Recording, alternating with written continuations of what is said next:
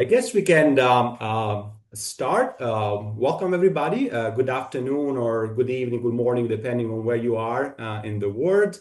Welcome to the second episode of Outside the Ivory Tower, our series organized by the OB division of the Academy of Management on how scholars can engage a broader public audience beyond just academic journals. The idea behind this series is very simple. Many of us spend years developing research ideas that address major questions in organizations, but the audiences that could benefit from those ideas are often not reading our stuff, our papers. So the question is, how do we translate our serious scholarship and relevant scholarship without losing the rigor and credibility that makes our work so important? So today I'm delighted to welcome Tiziana Casciaro. Tiziana is professor of organizational behavior and the Marcel Deshotel Chair in Integrative Thinking at the Rotman School of Management at the University of Toronto. Research focuses on organizational networks, professional networking, power, of course, and has been published in major outlets. She is also the co-author of an amazing book called Power for All, How It Really Works and Why It's Everyone's Business, that has won prestigious awards, including the George Terry Book Award from the Academy of Management. So this makes her an ideal guest for today's conversation, and we are very eager to learn more from her. So before we start, let me just share some quick rules of the game.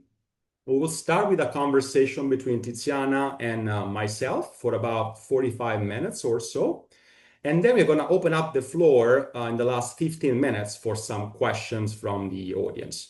Those in the audience, if you want to send us questions over the chat, feel free to do so. I'm going to take a look at the chat, and we're going to field some of those questions to Tiziana as well. So without further ado, Tiziana, again, thank you so much for being here. We are going to have some fun in this next hour. All right. So let me start with the first question I prepared for you. So before you became known by many as a reader, as an author of Power for All, you were already built a major career in academia. So can you take us back to the point where you decided to write a book? You decided it was about time to reach a broader audience. What was the process that led you there, and any insights you can share? Thank you. That's a great question. And thank you for having me, first of all, because this is a unique chance to talk about this side of our academic life, which is not necessarily the one that we frequent most often. So the book came out of necessity, really. The genesis is that Julie, my wonderful co-author, Julie Battilana, you can see her name displayed over there on the book itself, had been teaching the same course I was teaching, but power and influence in organizations. She was teaching it at the Harvard Business School and the Kennedy School. I was teaching at the Rotman School here in Toronto. And unbeknownst to one another, we have started to have trouble answering students' questions for a reference that they could go back to after the course was over. They were asking, oh, what do you suggest we read? And we found ourselves independent of one another, giving them long lists of books that were covering certain aspects of what we were covering in our course, but not in an integrated manner. So we had some that were excellent in the psychology of persuasion. We had some that were great in the sociology of inequality and hierarchy and culture. We had a bunch that were more focused on kind of managerial applied stuff, but we didn't have a place to send students to.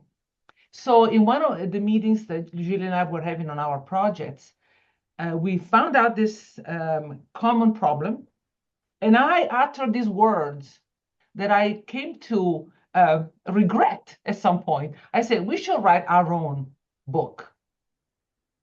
And she said, maybe we should. And the moment I saw her interest, I immediately recoiled, thinking, no, forget about it. As if I never said it, because I knew instantly it would be a lot of work, because this topic is huge.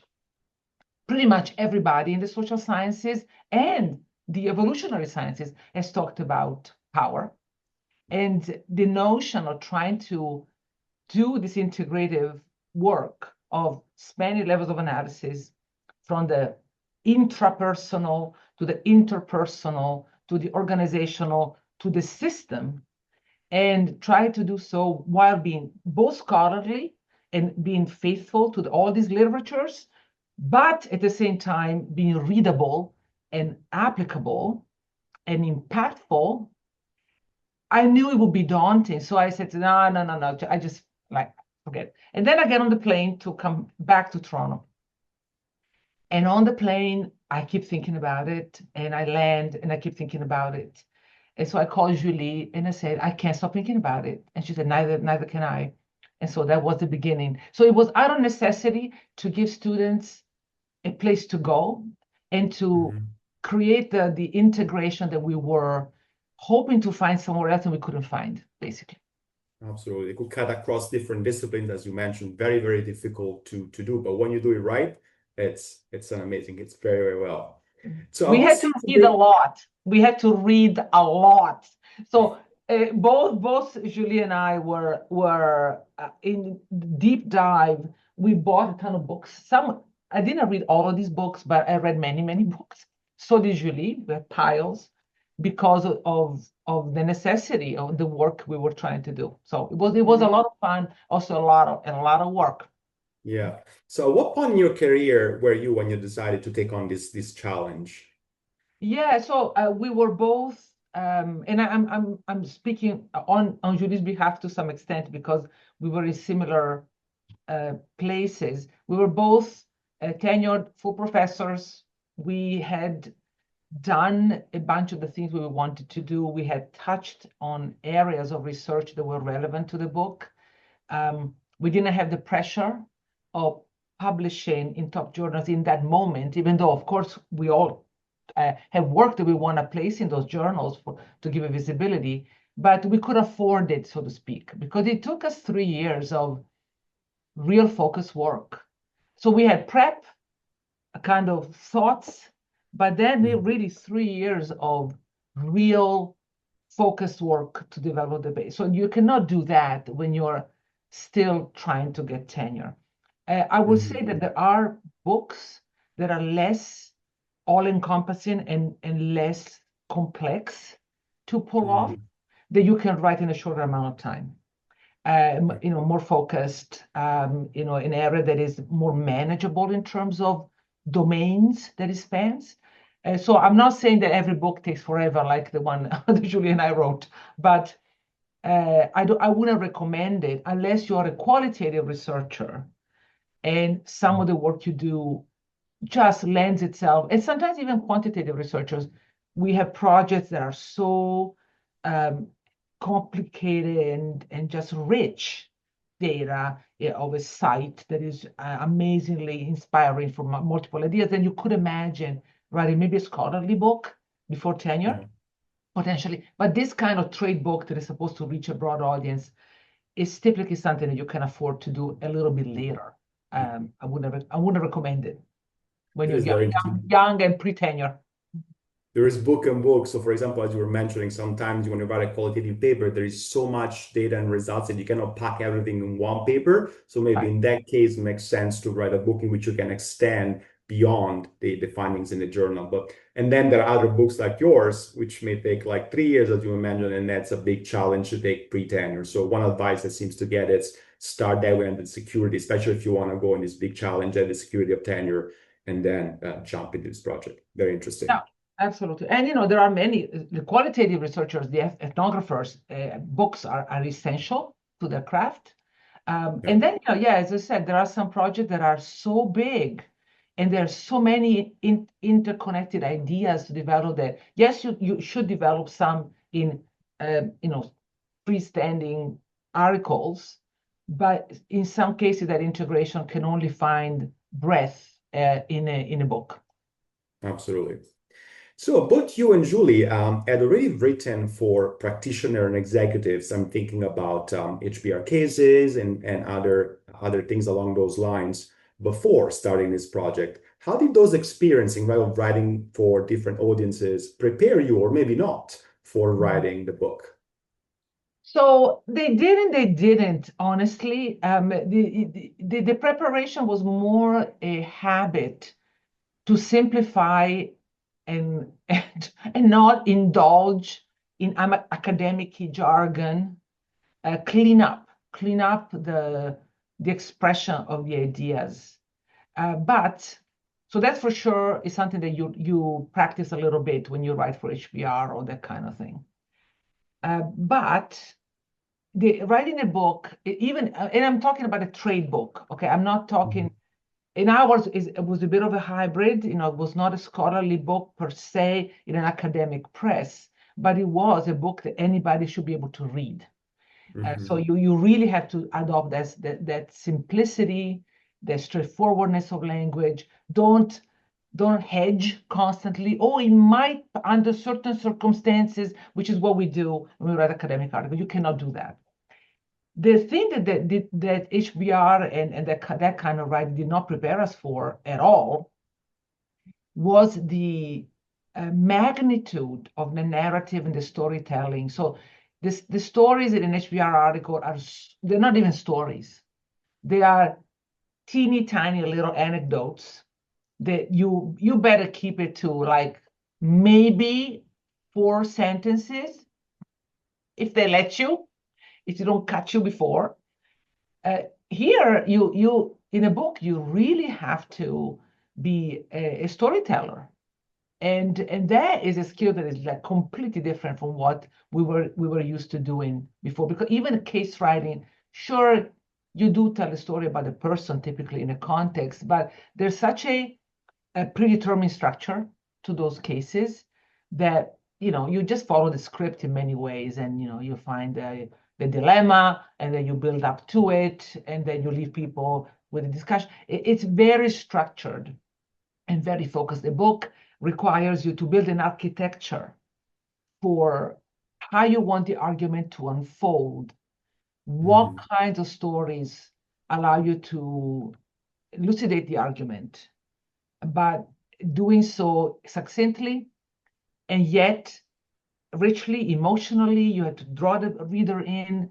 You become a bit of a novelist. Of course, we're a far cry from a novelist when we write these books, but it's a higher level of storytelling and structure that we had never had to do. So it was challenging for sure. We learned a lot, no doubt about it. Yeah. And how do you find those examples? I'm sure that maybe you were like hunting for great examples for the book for storytelling. Do you have a process for finding those examples, or they just Well, we were pretty systematic about it because we wanted the examples to be representative of many different kinds of situations. So we had a global set of examples, different environments, different industries, different contexts, different kinds of people, some very powerful, some not really, some very modest in their small world, but with implications for a lot of people who inhabit kind of roles that are not the super duper celebrity. And then we had one celebrity in particular that was interested, which is Donatella Versace, who was interesting to us because of how she grew into her power in a very challenging set of circumstances. You don't think that these rich and famous people have challenges, but they do. And when your brother is killed and you have to take over the family business and nobody believes in you, you have a relationship with power that is very complex and very interesting. So we did a lot of outreach to people that we knew of, that we wanted to hear from more deeply. And those were relatively easy because we contacted them as the people who knew us already were open to trying to discuss things. And other we just kind of cold called, including Donatella. And many don't reply because they're busy, and the more famous they are, the busier they are, and the less you're able to reach them. But in a few cases, people do respond. And so we cast a wide net to be as representative of the types of power quandaries that people face. And then we ended up with about 100 interviews, really with huge variety of people and circumstances. And only some of them made it into the book because obviously, as it is, the book it's a lot of examples. You cannot do justice to this many. But yeah, No. you need to be very systematic. And that's what I meant when I said it was a lot of prep before even getting into the writing itself, because we had to run all those interviews, do all the outreach. I'm not saying that every book has to have 100 interviews behind it, because in our case, we had so many literatures that were offering so much insight, but you need to convey it in a way that people can find relatable. And I see that when I teach practitioners, without examples, it's very hard to get the idea communicated really compellingly to them because they can't quite see it. So the examples are very important. Absolutely. So once you decided to write a book, right? How did you actually get started? So when you were on a flight, you decided, let's do this. What are then the next steps to make this possible? Were there people to help you through the process? And what was in general the steps you follow? Right. Yeah. So in our case, I know Adam Grant from a long time ago. And the first thing we did was write to him and say, we have this idea. We had 2 pages to describe the idea. And we asked it, what's your advice? Should we try to get an agent or just send it to publishers or what? And he replied immediately because that's what he does. He's so prompt. I don't know how he can do it. He's so busy and yet so responsive. It's just incredible. And he says, well, trying to publish a trade book without an agent is like trying to publish an academic article without an editor of a journal. You need the guidance. You need to understand where is this work best placed, give you channels to get into those places. So he was adamant that we should do it. But you have to kind of maybe take a step back and say, if you're aiming for a big publisher, one of the big ones, and there are like 5 or 6, and depending on how they merge or don't merge, you need a literary agent to guide you through that process because they know who the good editors are in those journals. They have an entry point into those publishers. And so we decided to go with that. It was not as clearly planned as it sounds now. It was more like, I don't say, no, you should totally do that. He gave us names of good agents. He sent our little two-page précis to them, and thinking that maybe 1 or 2 would respond, and all of them responded. I don't know if it was maybe the 2 pages were so compelling. I don't know, maybe because Julie is a Harvard professor and that always helps.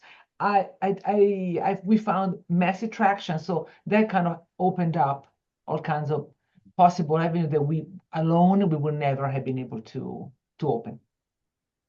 The power of networks, huh? The power of networks, The absolutely. power of connections. And when you as you know, I like the idea of the competence and the likability, right? You need the network for sure, and then once the door opens, you better have something to offer that is compelling. Otherwise, it shuts right up. And I think that this notion of it was really presenting the idea of power differently from the way it was typically presented. So one of our reluctances in recommending some sources that already existed is that they presented a pretty much unilateral view of power, almost cynical. Yeah. And of course it can be. It's a valid view, but it's not the only one. And I think that what resonated with all these agents and then subsequently to the publishers that we met with was this notion that we were democratizing power, so such that it would not be the purview of just a few, but anybody could at least understand it and navigate it with more awareness. But also we presented the view of power as energy. So, present the two sides of it, which are always there whenever you present a tool and a form of energy. It can be constructive or destructive. And I think everybody saw that as a needed complementary perspective and resonated with it. Absolutely. A very nice positive message as well, which is very nice. Use it for good if you can. That's right. Yes. And so another interesting point is that your book, as you mentioned, right, was co-authored with Julie. And so we know a lot about academic authorships in journals, but writing a trade book together with something else, that seems to me a different type of collaboration. So how did this co-authoring shape the book, and were you ever in disagreement with Julie, or what was the creative process, disruptive process behind this project? Yeah, I know it's a concern that came out in every single meeting we had, both with the agents we talked to and then the publishers we talked to. Like, a dozen different groups of people that we interacted with. And pretty much all of them asked, so what's up with you two? How do you work? Because they were all fearful that something will go terribly wrong. It's not easy to come to an agreement on how to proceed in something so big that requires so much work, coordinated work over time, integrating voice, all of the things. So we told everybody then that we had already worked together, which is completely true. We had worked on academic articles, we had worked on HBR articles. So we knew each other's style and knew what adjustments we had to make to each other's way of proceeding. That helped tremendously. So we were reassuring everybody that we would know how to do it. Now, in the process of writing the book, of course, we had sometimes moments where we had to discuss how to write something. We wrote and rewrote each other's writing many times. And, with co-authors that are not as close as Julie and I are, that can be a bit of a challenge because, you send me your chapter, your draft, and I mess with it like a lot. And you have to be able to take it. And we did that to each other so much. And essentially, we didn't have really much trouble that I remember, at least. Maybe I have deleted. But what I can say, and I think that Julie will confirm, is that we started this project as friends. And we ended it even closer than when we started. And for that, we are very proud of our collaborative spirit, because you need to meet each other halfway. You need to be very open to their feedback and not become defensive. When there's a disagreement, it's disagreement on substance, not on the person. And so it's the respect never, ever, ever failed us. The respect for each other. So we are even closer friends than we were when we started. And so when there was this agreement, how did you resolve it? I mean, open discussions, since understanding, Yeah. right? Complete open discussion, phone calls. But by the way, because of the pandemic, which is when we wrote the book through the years of lockdown, basically.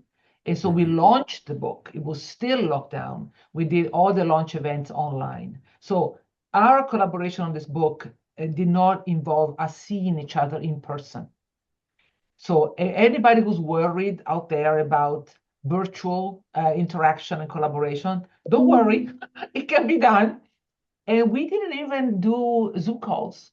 We were on the phone. It was pure phone and emails and messages and a lot of conversations over the phone.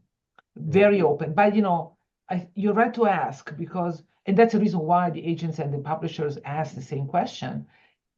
because you have to have a foundation of trust for you to be able to have those phone calls and be fine.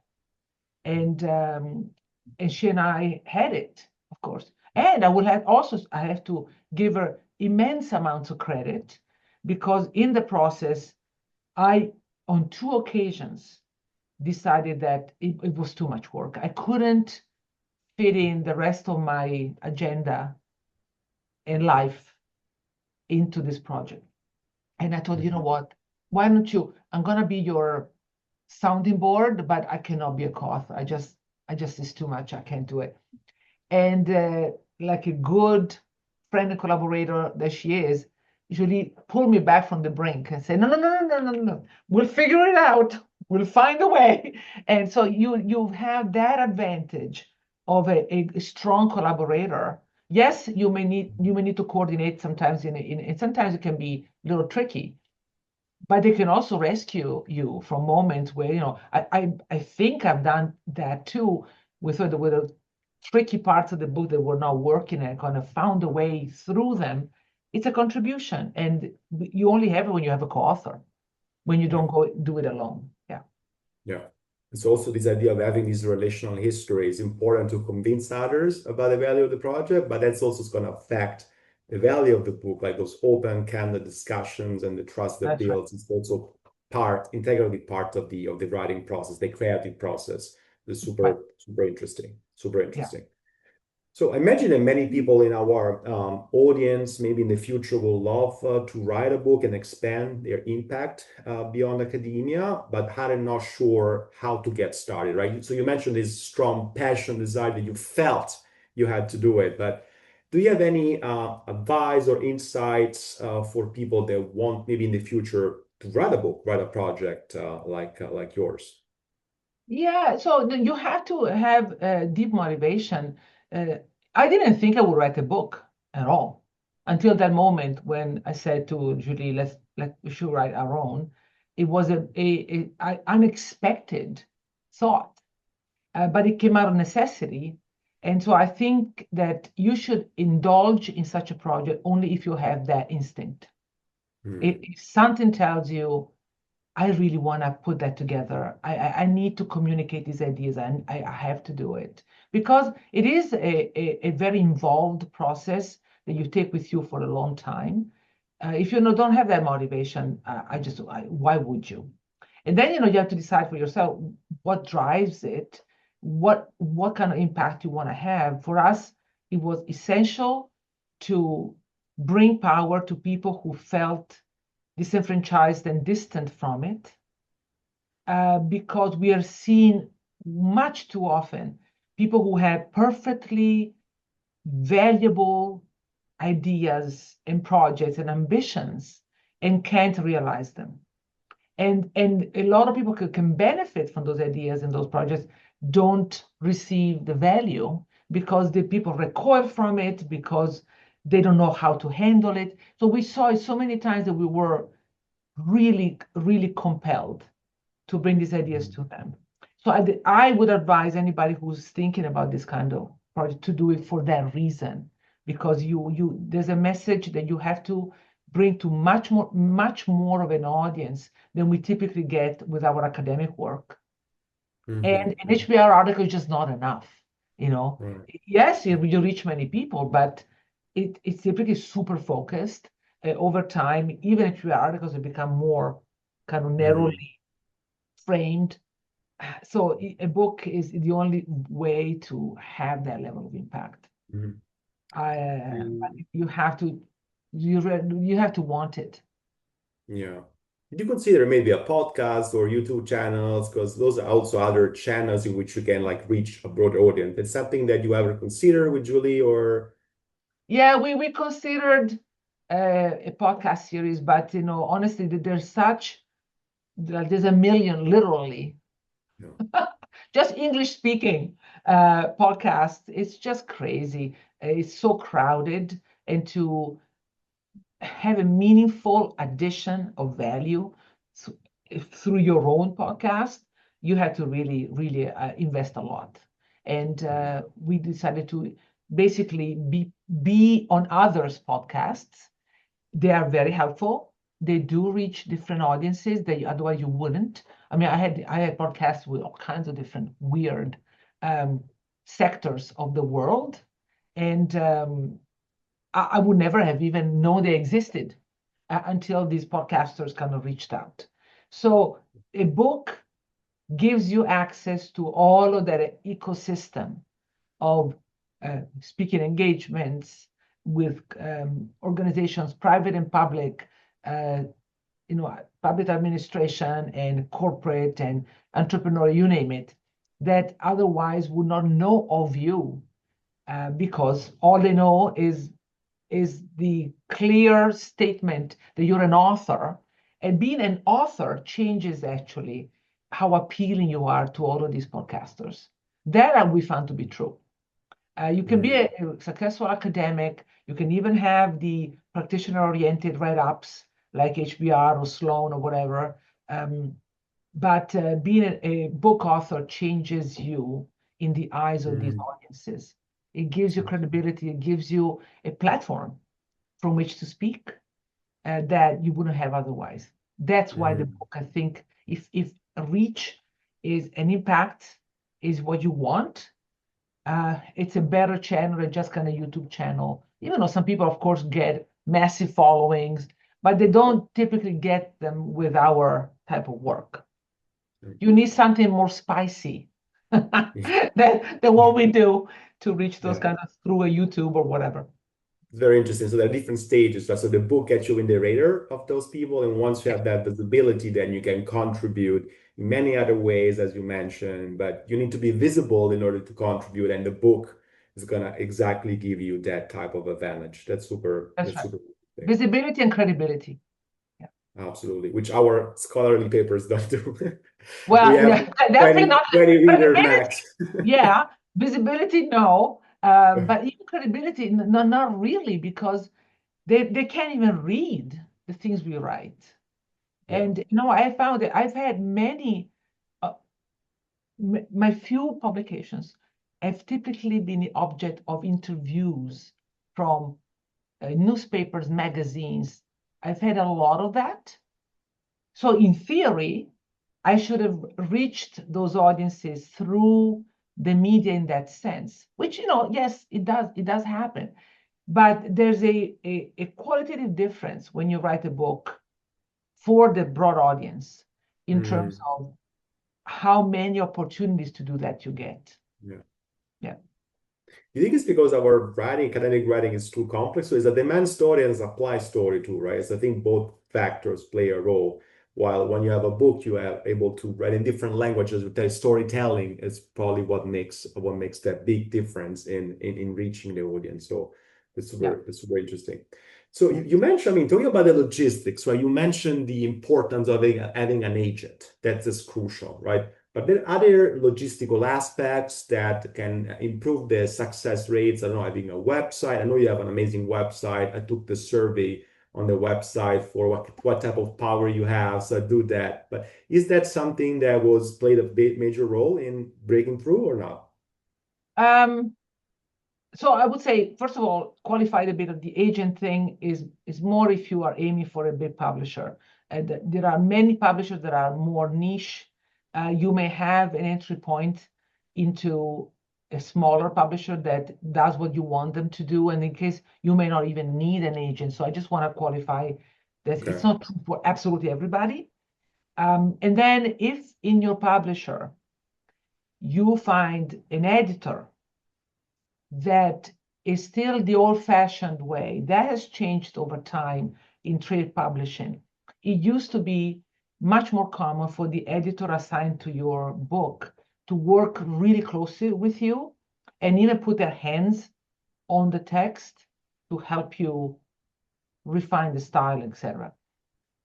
Modern publishing puts editors under too much pressure with too many manuscripts. And so you don't always have an editor that works with you, that really helps you through. So you have to find a set of helpers to refine the writing. And there's a tendency also in some of the big publishers to give the author basically a ghostwriter. Celebrity books almost never are written by the celebrity. There's a ghostwriter, with exceptions. If you read the Barbra Streisand autobiography, which is amazing, you can hear her speaking. She wrote every word. And I know that because one of the editors we met was the editor that was working with Barbra Streisand on her autobiography. And he was trying to push her in a certain direction. And she's like, that's not how I talk. That's not how I write. That's not how I express myself. So too bad. Okay, stubborn celebrity star. Gotta love it for it. So that's the exception. Typically, they give you somebody who basically you convey the ideas and they write it up for you. And we were from day one, we're saying, we cannot do this because first of all, you define your ideas as you go. We are used to academic writing where in the process of writing, you think and you refine your thought process. And this iterative nature, they could not quite comprehend. They wanted us to get somebody to do this kind of work. So we had eventually somebody to help us with architecture, and then eventually to unify voice, because we did have different styles, Julie and I. We need somebody. So this was a professional writer with lots of experience that did that helped with a kind of big picture. How do you want to construct the flow of the book, and then a lot of help with integrating the voices. But you do need different kinds of help. Some people are perfectly capable of drafting a chapter, kind of dirty kind of draft, send it to a professional writer, and they do it, and then send it back, and then they send another chapter, and they do the same thing. We couldn't do that. We had to write the whole book, and we had to rewrite it ourselves many times back and forth. And then the professional writer could do that kind of beautifying and also concision. Academics, we have a hard time being concise. And now that I've learned a little bit more about how to be tight, I actually have a hard time with some of the papers I review for journals, because I read them and I go like, this could be so much shorter than it is. You could totally cut 30% of this and lose nothing in terms of content, especially in the front end, typically discussion, that kind of thing. But that is something that sometimes you need help develop. And you have to read books. Read books to help you, right? In fact, I have my books on how to write here. Some of them are very good, actually. I'm gonna bring this to your audience, the Academy audience. These are all books that I found very useful. This one, Thinker. Okay. This is very clear about the transition from academic writing to writing that is not all tentative and qualified, that we are trained to do, because otherwise we get killed with the journals. But book writing is very different. I love this one. For those of us who, by the way, even English native speakers should read this book and learn a few things about rules and things that make your writing much more compelling. This is so cute. Love this one. It's funny too, about the excruciating nature of writing. It's not easy. We all know this, right? At some level in our heart, we know it's not easy to write. But having a professional writer, a novelist, kind of tell you all the turmoil that happens within you and how to overcome it is very good. This excellent on rules of grammar that it's like to this day when people say, "Oh, between you and I say, no, honey, it's between you and me." Okay, don't do that. Don't do that. And that is one very practical. We use it a little bit when we're writing our proposal, even though that's where the agent helped us, because the agent told us what to do. But this was useful. You had some good ideas. So I did a lot of that also, of kind of learning from these established sources a few tricks, and then working with the team, it was helpful for sure.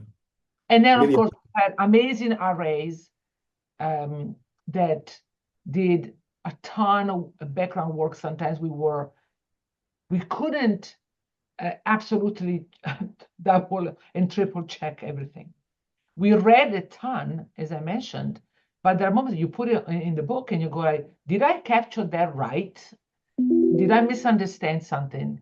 And that precision is very important. I hate it when I receive books or I read books from academics who did not do their damn homework. And I mean, when you write for a journal, you certainly do it, because otherwise the reviewers kill you. When you write a trade book, you have to do it still, even though nobody at the publisher will bug you about it. But it's your job. You have to be super obsessive compulsive in that phase. We checked everything we said in the book many, many, many times. Yeah. And the arrays were essential in that. Yeah, because when it's published, it's there to stay. So if you find out something later, it's going to be like yeah, it's right. super interesting. And also, the art of summarizing is something that also, with me as an academic writer, also struggle, because I feel like I want to write these long sentences because I think I'm going to convince the reviewers more, but in the end, actually, it backfires on you because you lose the thread of your thoughts. But it's something very, very difficult to achieve. The art of summarizing is something that's crucial, I believe, though. When you work with these professionals, you learn. I learned it first with HBR. And then again, when we had the cleanup of the book, you can cut 30% of any text that we write as academics with zero loss of content.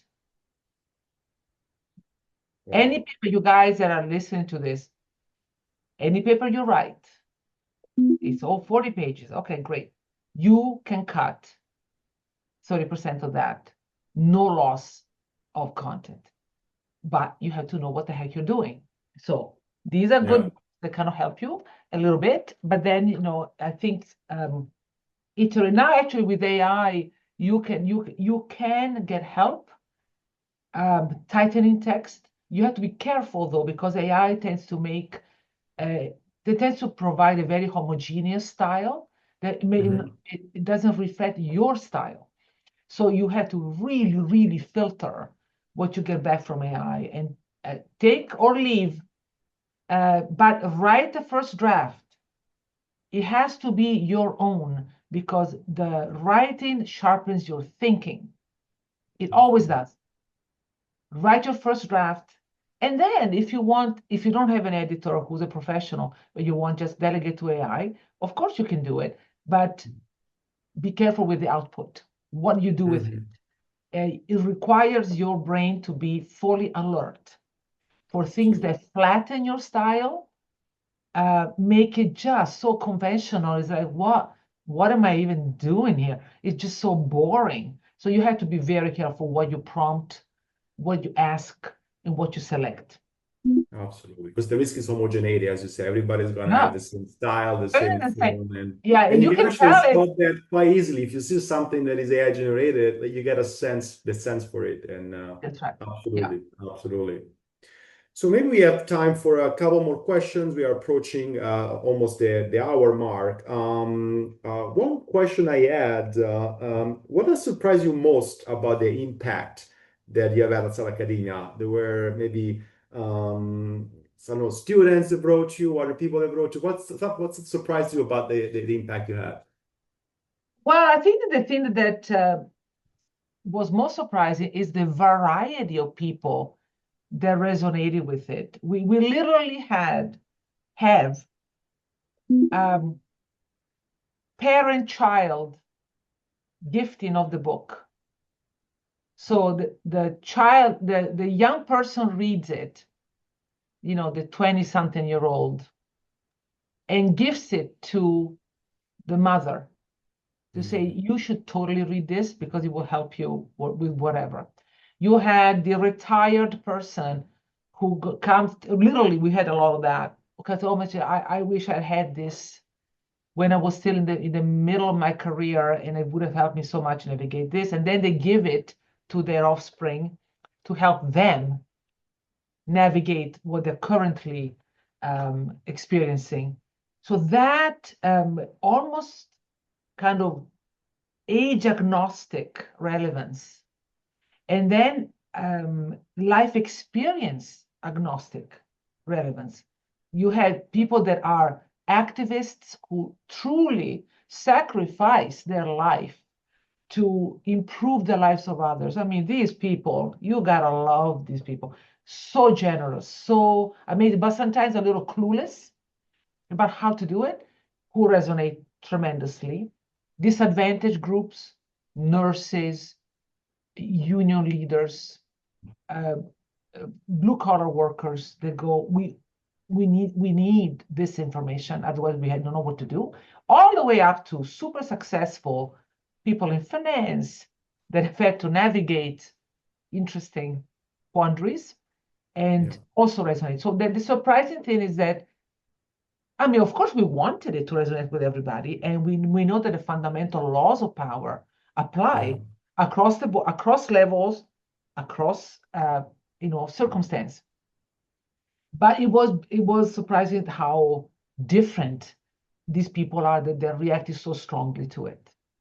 Amazing, Yeah. amazing.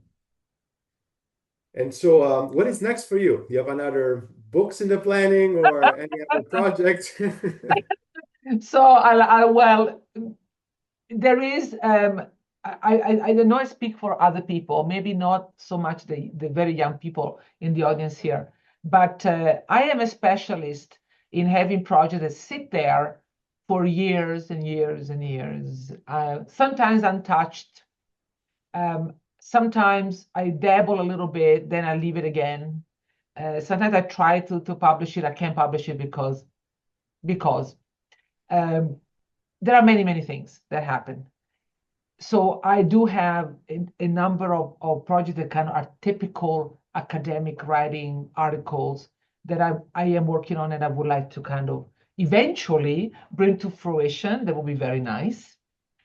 I do have a book in my brain, but it's a scholarly book. It would not be a trade book. And it's a book that will be focused on a very large data collection that we did in a big corporation that has so many facets to it that, of course, we are developing each facet individually, but truly you need at some point to bring together all the insights in one place.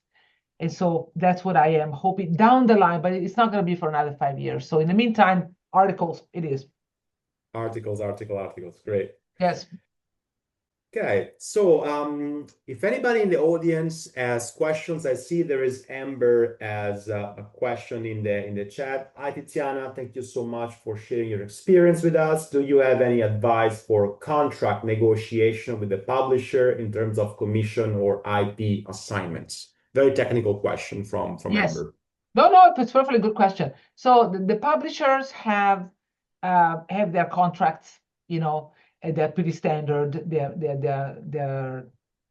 They use them with everybody. So I think that there isn't so much room for negotiating anything in particular. I mean, you can negotiate the advance that you can, but even the advance, they offer you something, and then with your agent, you decide which offer to take. So the contract itself, get yourself. I mean, I had a lawyer friend who is an entertainment lawyer who works with actors, authors, that kind of thing. And she was kind enough to go through the contract draft with me and identified a couple of points, and I sent them to the publisher, and we agreed very quickly, and it was fine. But it was pretty standard. So I think there's much more you can do there. Yeah. Great. And Amber, you have a follow-up questions? Feel free to unmute yourself if you want to jump in and ask. Thank you. Sure. I know that you mentioned that Adam Grant referred you to the publisher you ended up with, and you had quite a positive response from the publishers that he connected you with. Do you feel like having that connection is key? And what is your advice for those who don't have such a connection? Yeah. So he connected us to agents, not publishers, that are the entry point to the big publishers. So yeah, in terms of the connection does help for sure, because it gave us so many options, different agents that we resonated with differently. Not everybody is your cup of tea or you're theirs, you know. So advice is milk your network as much as you can. And there are going to be people that are Adam is very generous, I find, with, of course you have to know a little bit, but if he finds a project to be worth trying to place somewhere, he will connect you. I have connected some people to the agent we worked with, and unfortunately, these agents have their preferences and have the type of project that they are interested in a very clear cut. Sometimes they don't respond at all. Sometimes they say, I took a look, not my thing. So you have to really try many different things. So yeah, the network, as Alessandro said, we study them for a reason, it turns out, because they're very important. And I would say you have to cultivate them. Yeah. Can you share a little bit about your experience interviewing or meeting with the different agents and what factors you feel like should be considered when choosing one? Yeah, we were. It's a good question, because we liked many of them actually, but some seem to understand the idea and be fascinated with it more than others. And they understood what we were bringing to it uniquely more than others. And we felt that they were going to work with us to bring what we could bring without tampering with it and making it, morphing it into something we didn't want to write. So we went for the people who got it. And actually, ultimately, the tipping point was the one we picked gave us an overview of the publishing industry and its mechanics that demonstrated her understanding of these dynamics in a way that other agents didn't convey to us. She had the big picture and resonated with our idea in a way that was, but this is a very kind of not a touchy-feely type person. You also have to decide who are you okay working with. Do you need somebody to embrace you and make you feel warm and fuzzy? Do you need somebody who's just level-headed, super sharp, but also maybe a little bit direct? Maybe that works for you. So it's really very much an interpersonal thing based on substantive understanding of what you're trying to do. Thank you. You bet. Did Thank you, Amber. did you run into any unanticipated politics in the academia world? Well, in the writing of the book, you mean? Mhm. No, Or no. having it be published? Sorry, what's the question again? Or in having it be published, did you run into any unanticipated politics or judgments? In academia, not at all, Okay. because the world of trade publishing is almost independent of academia. I mean, you do your thing. The only connection with academia was Adam, and Adam was only fabulous, absolutely fabulous, super generous, super helpful in the advice that he gave, and that's it. And then once you're in that world, it's another world, Amber. It's another world. And the world that doesn't even really truly understand what we do 100%. And why would we spend 1,000,000 years on the same paper when we could be writing a ton of stuff in 2 months, right? So you don't interact with academia very much. What happens after the book was published? Because this is a book that can be and has been adopted by professors to our colleagues in their respective schools, in their classes. That's when academia can come back into the picture as users of the material. And even in that sense, we haven't encountered any politics at all. None. So yay us. Yay. We can be good. We can be good to each other. Yeah. We have for maybe one last question, very quick. If anybody has other questions, feel free to jump in. Can you check in the chat? I think there are no questions in the chat. Yeah, sure. I can ask a final question. Hi, Tiziana. Thanks. First of all, thank you very much for doing this interview with us. My very short question is that I think that management is a kind of field of research in the context of business school that produces most books, I would say, compared with other disciplines or other fields of research. And there are many books in the category of self-help or self-development. It's just enhance your skill sets and so forth, and broaden your knowledge that fall into the category of management. And my question is, was there anything that you did to differentiate your book from the so many books that fall under the category of management? Yes, no, that's a very good question. We did a few things. One was we were scholarly in our foundations throughout. There is nothing written in this book that is not based on thorough research and deep thinking of others. Ours is one piece, but this is a huge set of fields that converge in this book. So that's one thing. The second thing we did was we spent a lot of the book not just telling you, okay, this is how you do it, but explaining the logic and how some of these fundamental forces operate. So there was a lot of revealing some underlying mechanisms through which power works. They were not directly like, oh, honey, this is how you do it. Take this person, you slap them together, and you kind of achieve what you want. There was a lot of kind of background understanding of the systems that separates you from the how-to. And then, even in the how-to, we did not stop at the person, how you deal with yourself, inside you, with all these politics around you.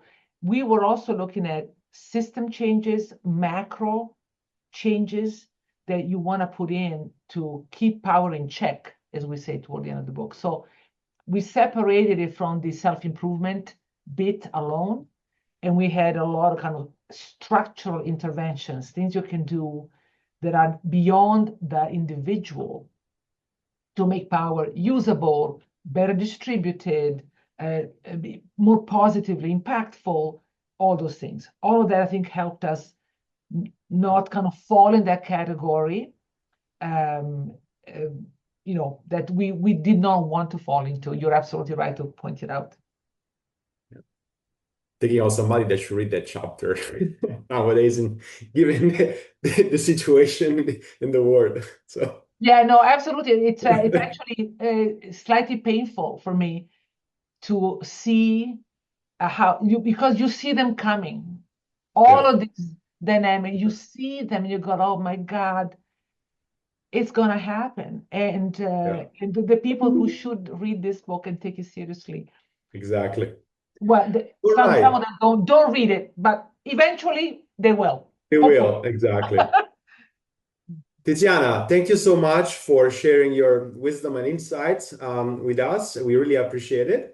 And this will go live also for people that were not able to join, and we'll share the details also when the video is live. Thank you so much, Tiziana. Thank you, Alessandro. Take care. Thank you to all of you organizers. You did a great job, and hopefully people will listen to this and get some value out of it down the line. Thank you so much. Bye, Take everyone. care. Bye. All the best.